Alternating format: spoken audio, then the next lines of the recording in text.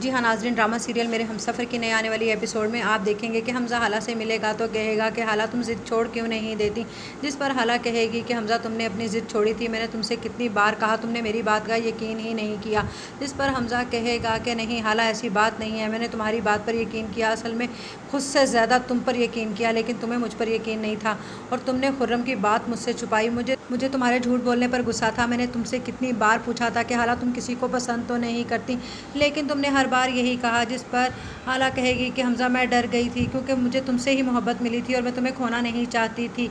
مگر حمزہ کہے گا مگر پھر بھی تمہیں مجھے سچ سچ بتانا چاہیے تھا، جس پر حالہ کہے گی کہ میں تو تمہیں سب کچھ بعد میں سچ بتا دینا چاہتی تھی، لیکن تائی جان نے ہمیشہ ہی مجھے یہ سچ بتانے سے ڈرا دیا، شاید وہ مجھے دبا کر رکھنا چاہتی تھی، جس پر حمزہ کہے گا کہ یعنی تمہیں مجھ پر یقین نہیں تھا، میں نے تم سے کہا تھا نا کہ ہم دونوں کی محبت میں کوئی تیسرا نہیں آنا چاہیے، لیکن تم امی کو خود بیچ میں لائیں اور تم نے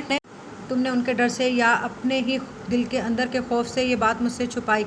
اگر یہ بات تم مجھ سے پہلے کر دیتی تو آج ہم دونوں کے درمیان اتنی تلخیاں نہ بڑھتیں، جس پر حالہ کہے گی کہ حمزہ جو ہونا تھا وہ تو ہو گیا، لیکن میں پھر بھی اب تمہارے ساتھ نہیں رہنا چاہتی، جس پر حمزہ کہے گا کہ حالہ میں تمہارے بغیر زندہ نہیں رہ سکتا، جس پر حالہ کہے گی یہی الفاظ میں کہا کرتی تھی کہ حمزہ میں تمہارے بغیر نہیں جی پاؤں گی